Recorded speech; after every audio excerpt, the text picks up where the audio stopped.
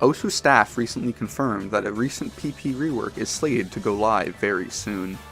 Every time there is a PP rework, the community goes into a frenzy to find those hidden gems that become insanely overweighted. I procured 5 maps that I believe will become incredibly farmy after this PP rework launches, ranked from least farmy to most farmy. If you are one of many that lost ranks due to the reworks, here's some maps that will elevate you back to your own rank.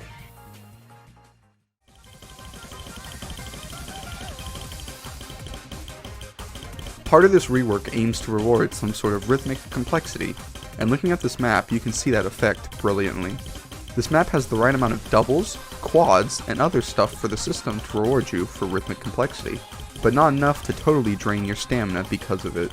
With this map being a very comfortable 180 BPM even with double time, most people should be able to play this regardless of their base speed or stamina. Combined with the first 1000 combo being relatively free, this map is ripe for farming.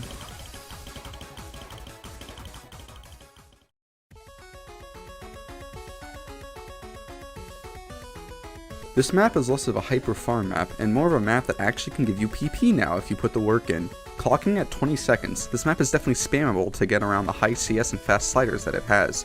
The reason this map is actually viable now is how the rework handles sliders, which actually gives PP for fast slider velocities. Even if you aren't able to play the rest of the maps on this list, I'd care to bet that you can farm this even at a 6-digit level if you're the type to care about that.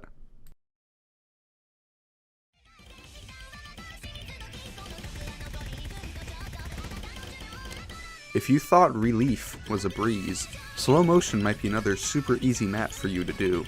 Slow Motion is basically a faster Relief, having the same finger control type patterns, but instead clocking in at 240 BPM.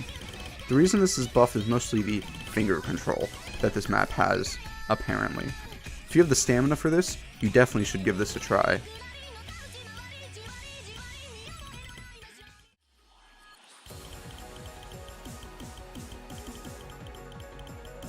Now we are getting to the point where we are finding the truly broken maps. If you look at the PP gains from this map, your first thought would be that something is incorrect. This map seems to combine both aspects of what this PP rework targets. There are very simple bursts and tapping patterns that the system recognizes as finger control patterns, which buffs the PP given. Furthermore, there are some spicy sliders inside the key ice, which while they are fast, they have no slider ticks. Having no slider ticks allows you to kind of cheese these patterns a little bit if you have to without dropping a combo. While the last KI creates a large diff spike within the map, the amount of PP you get from using FCing up until the last KI makes this map feel grossly overweighted.